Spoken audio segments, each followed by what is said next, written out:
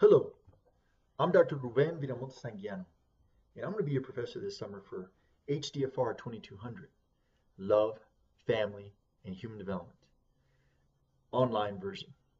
Now, what we're going to do today is I'm going to give you a quick introduction to the course, and I'm also going to kind of introduce myself and my assistant, teaching assistant, Larissa Kelly, who will be working with us this summer in the HDFR 2200 course. Now, we do need to start off by saying it is an online course and it is a summer course. And we know this because we registered for it. But often students, they don't understand what that means. And I'm going to give you some explanation and also some guidance on how to succeed in this course because this is our goal. Our goal is for you to succeed in this course. Now, I know you're wondering, you got this cowboy hat on. I'm going to tell you about myself and tell who I am. I grew up a bow tie, grew up in New Mexico, grew up on a ranch. So you'll see me with my hat on, but I'll take my hat off now for you. So this class is 4 weeks, but I want you to be successful. And I consider success in any class at the university an A or a B. A C is passing, and then a D, F, we're struggling. But we don't want you to be at a D and F level. In fact, I'll kind of give you an insight. I've been teaching online courses now for over 5 years. And my students are successful in online classes because what we do is we create an online environment for you to succeed. At the same time, we create a learning environment for you to actually enjoy the course. We want you to enjoy this course. We want you to feel like, oh, I'm taking this online course because it's quick and it's the only class I can take this summer because I'm working or I have other commitments. I want you to enjoy the course. And I also want you to learn in the course. Whether you're a major in HDFR or you're a minor in HDFR or you're just taking it as a general elective, core curriculum, social science elective. For whatever reason you're taking this course, we want you to feel like you've learned something. You've walked away 4 weeks later, by the way, starting June 6th and ending it in the beginning of July. So it's going to be quick. But Larissa and I are going to provide you an environment so you can feel like I'm learning. And in any time, and I'm going to say this, and I've been saying this now for over 5 years, don't worry. We'll get you there. So some of you might be veterans. You've been taking online classes for several years. And some of you folks might be new to the platform. Either way, we're going to put you in a place where you can succeed. So don't worry. And I'm here throughout the summer session, the June session. And so if you get to the point where like, gosh, I'm really stressed out about this class and I want to pass it with an A or a B, preferably an A, right?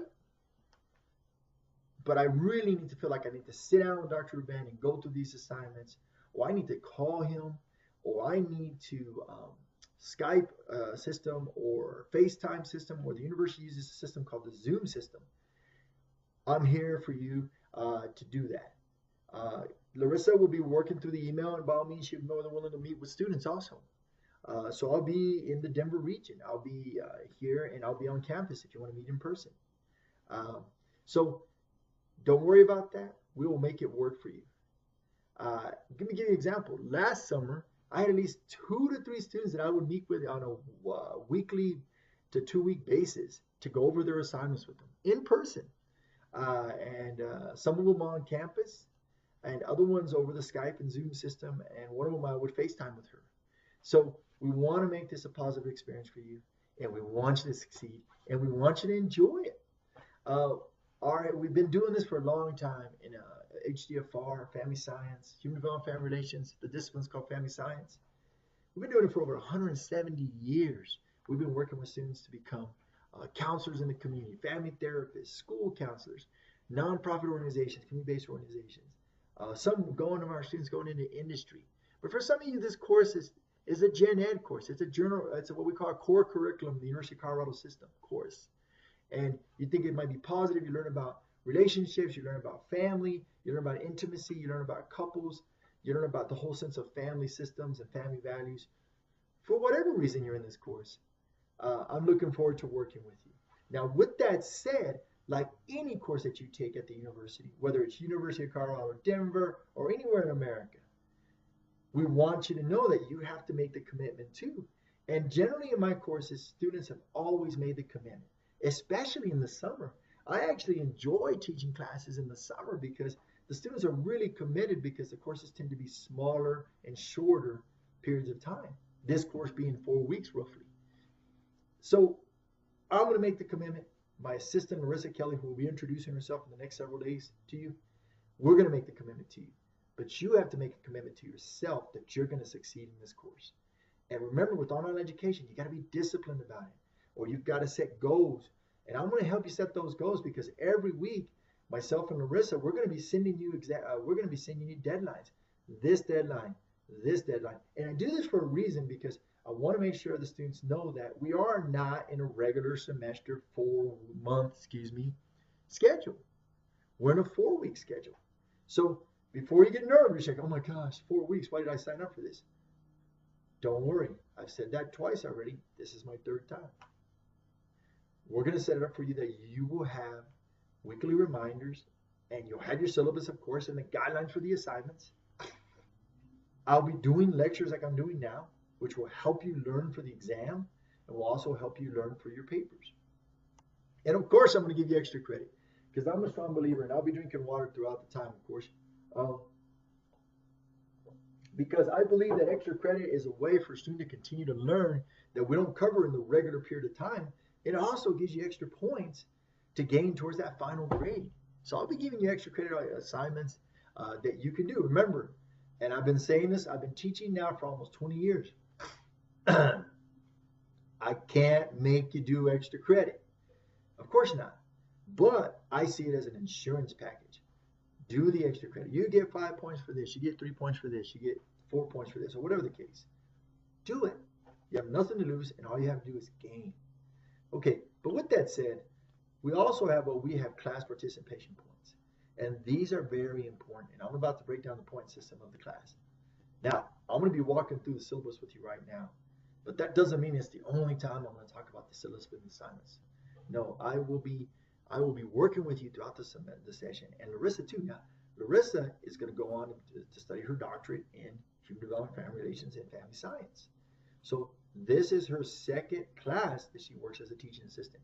And then she worked in this class in the spring. So this class is not new to her. And so Larissa will be doing recordings, and sometimes video and sometimes audio, or sometimes written instructions to connect with you. But remember, as I said, we really are going to work hard to make sure you succeed, but we want you to work hard. So if you get a chance to look at the syllabus, or what I recommend is you walk through the syllabus with my recordings. That tends to be more effective.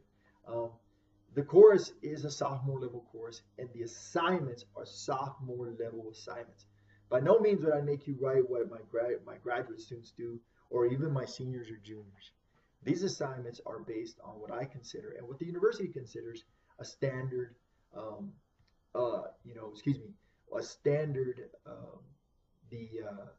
standard sophomore level assignment. So with that said, let's walk through the syllabus real quick, and I'm going to start telling you about myself. Again, I'm Dr. Ruben Anguiano. You can call me Dr. Ruben. You can call me Dr. Anguiano. Some people call me Mr. I'm okay with that. I've been doing this for 20 years now. I was a professor at Bowling Green State University before I came here in their Human Development and Family Relations Department. And before that, I was at East Carolina University in North Carolina and as a professor. And before that, I was an instructor at Michigan State University when I was working on my PhD. Go Spartans. But then I was also a teaching assistant like Larissa is. And all the way back to my master's program in Iowa State and then my undergraduate in Texas. I've lived in 9 states throughout my life. And it's been a great experience to meet new people and meet new families and diverse families. So one of the things about HDFR here at University of Colorado Denver, our major focus is family diversity and social justice, and learning that families might come from social and cultural and religious and spiritual and economic or sexual orientation backgrounds. And this is the thing about our here at HDFR at UC Denver in the School of Education and Development. We do believe that families come from diverse backgrounds. And I've had an opportunity to work with families from all different types of backgrounds in 9 different states, including my home state, New Mexico. Now, with that said, also, we're the first program in the country. So if you're looking to take some courses in the future with us, we're the first program in the country that actually offers bilingual classes. We have the Latino Family Schools and Community class, and we have the Abuelos, which means grandparents, Latino families in later life. And in the spring, this coming up spring, we're going to teach our child ecology class in English and Spanish. and then we'll have a regular English section. Now you're thinking, I speak no Spanish. Well, guess what? You don't have to speak a lick of Spanish to be in those bilingual courses because we do what we call English-Spanish modules. We talk in general as a group, and then what we do is we break up an English module and Spanish module all in the same class. It's a very positive experience. My students who speak absolutely Spanish have said this is a very positive experience for them. The thing you get the students who speak some Spanish and students who speak a lot of Spanish. So this makes us unique, and going back to the family diversity aspect, HDFR department in the country, being the first in the country to speak and to teach in a bilingual format. But also, we're one of the first universities in the country, and we're only 2 years old, HDFR, here at, even though our discipline has existed for 170 years, we're only 2 years old. The major at UC Denver, I brought the major to UC Denver, School of Education and Human Development. So Human Development and Family Relations, a baby here at UC Denver, but has existed for 170 years. Now I've modernized it and really pushing understanding the diversity of families, understanding different families, understanding different couples, and how that impacts their relationships and how that impacts their family and their human development. Hence the course, Love, Family, Human Development. Now let's talk about the syllabus. No. Let's talk a little about me. Remember, I said I'm going to try to make this as engaging as possible. In the old days, when I was a student, they would send you a packet of information and you would literally work through it, fill it out, put it in an envelope, and send it back, and that was your summer. And they used to call them correspondence classes. Then we moved to online education, and it was the exact same thing, but it wasn't a packet anymore. It was just the professor would send you a guideline of instructions, and that was it. There was no video, there was no audio, there was no interaction between the students and the professor. There was no Zoom sessions, which I'm going to talk about. We've come a long ways in online education. For the better, by the way, for the better. So with that said, let's talk about who I am. I know you know my academic background. I just told you from Michigan State all the way down to my alma mater, Texas State, and where I worked at universities and stuff. But I come from a background with my family, very strong family values. I come from a Latino family.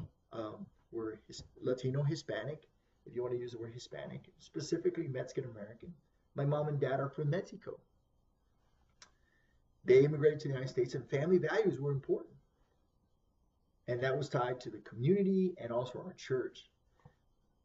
Hispanic Catholic, grown up Catholic, but I've been around different churches and different, the synagogue, the mosque. People were atheists. People believe in science. Remember, 9 states I've lived in, so I've got around different people. But I strongly believe that we all come from somewhere we learn certain values, whether we learn from our family or from our friends or the community. And in my case, the grounding and the importance of family values really pushed me towards this discipline. I was an undergrad in psychology, but I never really fit. And my professor's like, yeah, Ruben, you're better fit in HDFR. And so I switched to HDFR. And my professors in psychology were great. I really enjoyed my experience with them at Texas State. But I switched to HDFR, or sometimes called Human Development and Family Science. And so my parents instilled in me the efforts of hard work and caring for others and caring for your community.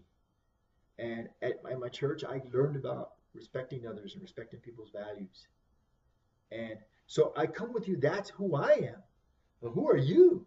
Your first assignment is going to kind of tell people who you are, what things you like to do. And Larissa's going to post that. And we normally have a system where you can record it, but I'm sorry to say that system was eliminated by the university. So we're going to do the old school. You're going to write it out. I prefer the video, but we're going to write this out. And it was a nice threading system. We're trying to get it back, but we're probably not going to get it back till next summer. So I apologize about that. Where you could record yourself and everybody would get to listen into you. So we'll have to go old school, and you'll have to write out who you are. And the questions, Larissa, we posted those questions for you. It's the first assignment of what we call the participation assignments. And the participation assignments are where you send in what we call a written thread, and other classmates get to respond, introduce themselves. And as we move on the semester, we'll have 3 of them, by the way. We'll be talking about certain topics. Larissa and I will pose certain questions that we want you to respond to, and you'll respond to certain classmates. And that's part of your participation points. And that's worth a total of 50 points, by the way. Now, we'll be telling you, oh, this is what you need to post this week. And we'll give you a deadline. The beauty of online classes, especially in the summer, is I used to work throughout the summer. and spend time with my family and do all these things. And I was a missionary at one time too in Chicago. The beauty of online education is that it's flexible. You want to do your work during the morning because you got to work in the evening. You want to do your work in the middle of the day. You want to do your work at late at night because a lot of students in the past have do it late at night as they get at work and they're done with hanging out with their friends or their family. That's the flexibility about it, and that's what I love about it. But with that said, that also comes the responsibility of getting it done. And every summer, I'm sorry to say that there is a small percentage of students that they put it off, and then they don't get it done. But I'm going to tell you, 95% of my students in online classes, and now Larissa's joining me, well, guess what? They get it done. So I love the flexibility of online education, but at the same time, we'll have to focus on being responsible. And so let's go through those points real quick. We've got some written assignments like in HDFR. What we do in HDFR is we're writing intensive major because we're preparing students to go work in the community, to work in schools, to work as a therapist. And all that requires that you're going to have to write reports, you're going to have to write briefs, you're going to have to write lit papers, research papers. We are preparing our students for their careers. It's a skill-based major. We believe that you're giving you the skills that you need to do. We don't believe in busy work in HDFR. We believe that everything needs to have a purpose that's going to benefit the student in their career, in their dreams. You know, a student wants to be a therapist, a family therapist. Student wants to work in a community-based organization with youth. We're giving you tools. Now, with 2200, HDFR 2200, it is a sophomore level class. It's basic writing. It's not advanced because it's one of our sophomore level classes. And we also understand that we have non-minors. We have HDFR majors and minors, but we also have a chemistry major taking this class, an art major. So we're not going to put you in a position where we're overwhelming you. That is not our goal. Our goal is for you to have a positive experience and to have realistic assignments. And so the participation points are critical in online education. So with the participation points, you've got 50 points. Now you see on your syllabus, you have 50 points of participation points in and out, in class, outside of class assignments. Okay. Now some of them are going to be where they're written. You know, last summer was the video chats we used to have. The video, what's called is it was called a voice thread. We're going to have the written thread because we don't have the system right now. But it's just as effective. It's just a different format of learning where you respond to questions. This week, of course, the questions are more basic. But get them done and you get your points. And we're going to do that 3 to 4 times throughout the 4 weeks. The big one is we're going to have a big Zoom session. And this is where I like to bring in where we want to see you. Now, there's roughly around 18 to 19 students in your class, but there might be a couple more in the next couple of days that they add. And what we do is with the Zoom session, we set a week aside, which you'll see in the syllabus. We set a week aside where we do a day, and we're going to give you plenty of time to schedule with your job or with your family. Last year, we actually had one woman where she had her young daughter with us. It was actually exciting. Her little daughter was sitting there. She was playing with her toys. Once in a while, she'd say something so we'd all see her. Remember, we're family scientists. We believe in family, regardless of what that family looks like. You know, single parent, 2 parents, extended family. I was a part of all that. You know, my parents were married. You know, they got a divorce for different reasons. But then my extended family moved in, my aunts, my uncles, so I got all that. And so this student last year, she had her daughter there. She couldn't get childcare that day, and I said, don't worry, we'll work it out. Her classmates loved that the little girl was there. So what I'm saying is we're going to give you plenty of time so you can plan accordingly to be in the Zoom. In the old days, they call them Skype sessions. Zoom session, and you're not going to be with your 18 classmates. You'll be in groups of 4 to 5, maybe 6, depending on the schedule. And we're going to literally have class like you would have in a regular face-to-face class. We're going to do it. We'll be doing a Zoom session. That is mandatory. All right? And Larissa's going to break down the points for you for that. And we're going to give you plenty of time to learn how to log into the system, the Zoom system, and all that. So don't worry about it. We're just going to give you a date, and Larissa will be giving you the date for the Zoom session, and you'll know well in advance. It's not in the first week, of course not. And, you know, we'll give you questions in advance. This is what we're going to be talking about. Make sure you've done your readings. Yes, please read your book and read your readings. If I assign you a reading, please read it. Because remember, you have 4 weeks. So keep that in mind. Keep that in mind that you're going to have this time, 4 weeks. It's going to be done in 4 weeks, which is awesome, by the way. But you got to plan accordingly, okay? If you've got this major family vacation coming up, or a family reunion, or your cousin's getting married and you're in her wedding, I think that's awesome. Or something's coming up at work. But plan accordingly and let me know. Dr. Ben, this is what's coming up. My sister's getting married. And I'm going to be in the wedding, of course. But let me know if there's some major family or work commitment. Now, that's very different than your average everyday job or your average hanging out with your family and spending time with your family, because that's the day-to-day. We do all that. I'm talking about a major commitment where we have to plan accordingly for that. And when I say we, it's where you notify Larissa and I literally this week, and you say, you know what, Dr. Ben, you said in your introductory lecture, please let me know if there's a major commitment, like a wedding, or this is major thing at your job that you have to do. That's different than the day-to-day, okay? And so I'm distinguishing it, all right? Because with the Zoom, it's worth a lot of points, okay? The Zoom is worth 20, the Zoom, and the other days they call it the Skype lecture discussion, where we're all sitting around, Larissa sitting next to me, and we're all sitting around in groups of 4 to 5 throughout the day. Yes, we're gonna have a morning session, an afternoon session, and an evening session to ensure that you're there. And this is the thing for me to point out in this assignment, the Zoom session, which is part of the 50 points of in-class, out-of-class activities. It's required. This is not an option. And 20 points of your grade, that's a lot of points, okay? So as any future professional, whether you're gonna be an HDFR or any other profession, you have to learn to set your schedule. And that's why I say use the word being responsible with your education. And the good thing about the Zoom or Skype session, we get to see each other versus just the one of the struggles that students have with the online education is that there's no one there. They'll say, there's no one there, Dr. Ben, I'm just doing my homework. And sure, I'm doing the written threads based on the questions you pose, and people are communicating, but there's no one there. I'm not seeing anyone. That's the beauty of the Zoom session. It's usually about an hour long, and we do it, and we talk about what's going on in class, and we talk about some topics. And the students have said in the past, as I've taught this class, whether it was Skype system or Zoom system, that it's always been positive for them. They really enjoyed it, they say. That's the words they used. Okay, so that's the participation points. You're going to do the written responses, and we might throw in some other stuff to make it exciting. You know, as class participation, we're going to have 3 to 4 of those, and we're going to have the big Zoom lecture discussion where we break you up into groups of 4 to 5 depending on your schedule. Again, we're trying to be flexible. Morning session, afternoon session, and then of course evening, night session. That's 50 points. Your key assessment assignment, family media paper, which you're going to have guidelines, it's posted on the system for you. Larissa has posted it on the system for you already. The key assessment family media paper, that's worth about 40 points.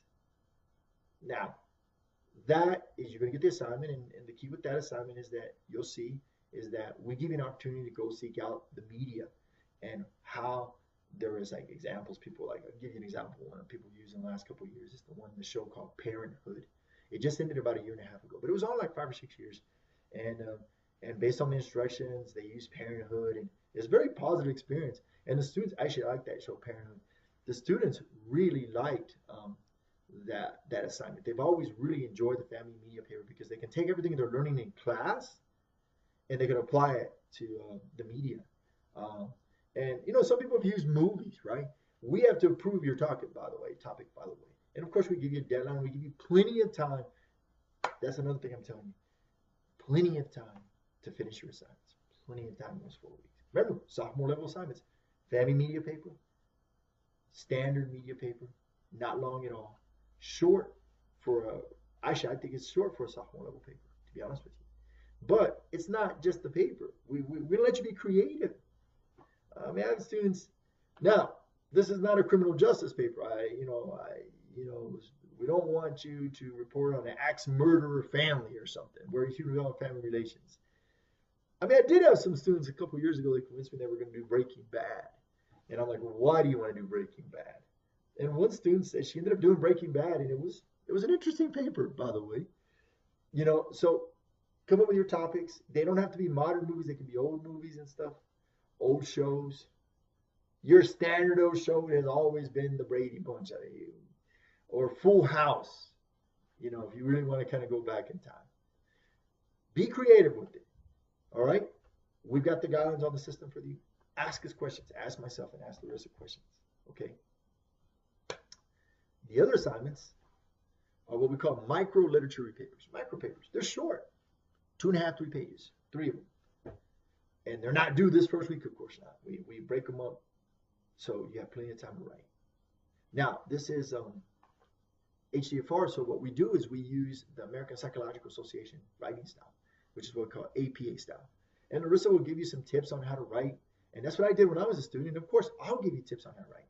It's very standard style used in America and Canada, and actually American Psychological Association writing style, APA style for short, is used throughout the world now. I like it because it's very basic, and it's not as overwhelming as your Chicago style or Vancouver style. And it's actually more basic than what you probably learned in high school, was the MLA style. So for me, I think it's a great writing style. Okay. 3 of those short papers, 2.5, 3 pages. And it'll be, you get to pick the topic based on what we're covering in the chapters. You get to pick it. We're talking about cohabitation. You can write on it. We're talking about, family values and religious families. Depending on the chapter, you can pick your topic. And you have to pick 3 different topics. We're going to have a chapter on family diversity, and you want to write on black families and, religion. Not a problem. You want to write on lesbian families and their adopted children. Not a problem. So depending on the chapter, you want to write on the history of family systems theory. Every chapter we're covering, you literally say, well, Dr. Ben, we covered this in chapter 2. For my first paper, I want to cover this. Maybe it's not covered in the chapters, but it's about families, relationships, intimacy. You talk to me about the topic, and I will have to prove it. But generally, we keep to what's covered in the book. And to be fair, most of the stuff covered in the book covers most of what society is about, families and society. Now, I do want to be clear, and I say this in all my classes. You cannot recycle a paper from another class. In other words, you cannot use a paper that you wrote from another class for this. And actually, the university frowns upon that, and there's rules for what we call the honesty policy. You know this from your other classes, but if this is your first class, the university, you say, well, I just used parts of it. It's a slippery slope. Because if the paper is close enough to what the other paper was, you can get in trouble with it. So I'm saying this in advance because I want to make sure that you understand the policies at UC Denver. And it's actually very similar at most universities. Okay. So let me kind of break it down for you. Your family media paper, which is going to be fun. You're going to enjoy it. Be creative. The 3 micro literature review papers. Short papers, 2.5 to 3 pages. 3 references. Scholarly reference. Scholarly reference being a journal reference. And Larissa can tell you more about that. Not opinion paper, but a literature review paper is a paper that kind of, you go and look at the literature and you summarize what they said. But short, 2.5, 3 pages. More than an assignment for sophomore students. More than a basic assignment for students. The short literature review paper is good because there's a reason. Because you've got 4 weeks and you're moving fast. And the short literature review paper works really well for the summer. What I call micro literature review papers or short literature papers, whatever you want to call them. They have worked really well over the summer for me. I've been teaching these classes in the summer, face-to-face, hybrid, or online. Lately online. And the students really appreciate the short literature papers because they have limited time. The class is 4 weeks. And so they get them done and they've done well. So you've got a history there of students doing well and students appreciating the assignment because it's not overwhelming. You're a sophomore, you're a freshman, you're a junior or senior, and you're taking now this as a core curriculum general education course. Writing 2.5 pages is not a big deal. But give yourself time to do it and to do a good job with it. And of course, we'll give you feedback. So it's like, can I write a draft, Dr. Ben? Of course, we will give you feedback. By all means. And if you're like, can I talk to you about the paper, Dr. Ben? By all means, you can talk to me about the paper. You don't have to just, oh, well, Dr. Ben, I really want to talk about it. Just going through email, it just doesn't work for me. Not a problem. In HDFR, we encourage students to write drafts because that's the way the real world is. I don't turn in a report to my boss and it's the final draft. Of course not. I don't turn in a research article to a journal or to a national conference or to the city of Denver or whatever without a draft. And by all means, we're looking to prepare. Remember those skills. Whether you're going to be an HDFR major or minor, or you're just general education course curriculum, we want you to walk away with skills where you feel like the writing is not overwhelming. We're going to give you feedback. Sure, of course. Now, you can't turn it in the minute before it's due and say, I want feedback. Of course not. And we'll be posting when these things are when they're due. We'll say, hey, get us your draft. You want us to read your draft? Get us your draft. So don't worry about the writing. I was not a natural writer, to be honest with you. When I got to college, I'd grown up in the Hispanic Latino culture, and I grew up in Latino Hispanic churches and the Black family church, and there was a sense of oral skills. And so I get to college, and the writing really kind of stopped me. But we've come a long ways, because back in the old days, when I was a student back in the 80s and early 90s, we weren't allowed to turn in drafts. Guess what? Well, some professors did, but generally most professors did not take drafts back then. I don't think, in my opinion, that was positive learning for students. I think students deserve to turn in drafts. And there's a reason, because you're a student and you're learning. You're not a professional writer. So don't worry. I've been there. We're going to give you the feedback on your papers. So let's break them down. Key assessment, the family media paper. Brady Bunch, Breaking Bad, Parenthood, whatever. Or a movie. The Godfather has always been used. There's different ones out there, of course. Micro literature papers, 3 of them. And then, of course, in class, out of class, what we call class participation points. So what we have is, and this, folks, there's my wife, also a professor in human development family relations. She teaches the senior level classes and the graduate level classes. You know, so that's the breakdown of the assignments. Of course, and sorry, the in class, out of class points. She stumped me. I think she did that on purpose. You might see her if you're an HDFR major or minor. You'll see her in the advanced senior level classes. She teaches for us part-time at night. I'm looking forward to this experience, folks. I am. I've gone through the 3 major assignments, writing assignments, and participation assignments. Now, real quick, we also have exams in the summer. Now, if you could have it my way, I would just have you write papers. But the university encourages what we call multiple measures of evaluation, of assessment. And so they do want you to have also exams. And so what I do in the summer is I don't want to overwhelm the students with 3 or 4 exams, because I think that's too much for 4 weeks. So what I do is I break it up into 2 exams. One in the middle, towards the end, and then one at the end. Multiple choice, true and false. Okay. We create it where you can, you have time. Larissa, my assistant, is going to do a review for you, a study guide, if you want to use the word study guide. And the students have done well in the exams. I've been teaching online, like I said, for over 5 years, about 5 to 6 years. But also, I've been teaching in the summer, face-to-face and hybrid, for 20 years. So, like I said before, it is a fast period of time. But the students have done well, and they've done well in the exams. So don't worry about the exams. You got to read your books. You got to listen to my lectures. You don't have to look at me. Now, some of the lectures are video, and some of the lectures are audio. But if you want the video, if it's a video lecture that week, that topic, you don't have to look at me. Just put on the volume. I am not going to be offended. But you do need to listen to the lectures, whether they're video or audio. And also Larissa, because she's my teaching assistant, but she's going to be a professor one day. She's also developing some lectures also for you, video or audio, just depending on what format we use that week. But you do need to listen to them, because not everything is going to come straight from the book. Remember I said we came a long ways from 20 years ago when they would send you a packet and they say, and here's the book, get it done in 4 weeks. This is not learning. We know that that's not the way people learn. So, and students would complain and like, this is not learning. They're like, we're spending all this money, we're not learning. Of course, I'm going to do lectures and discussions beyond the book, enhancing the book.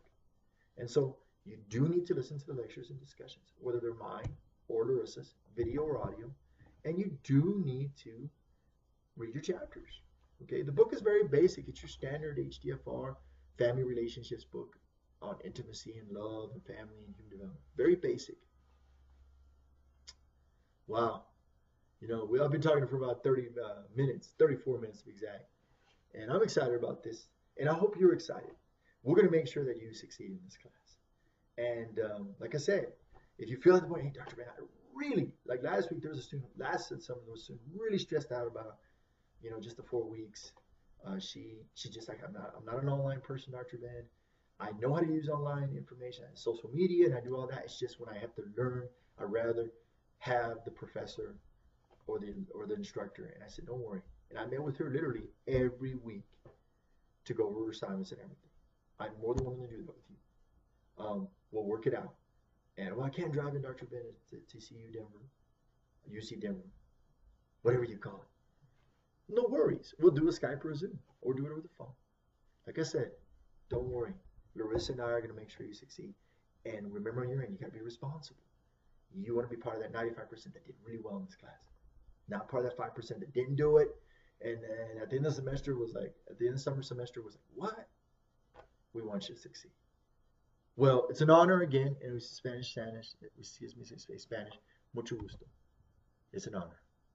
Look forward to the next video or audio lecture. Adios.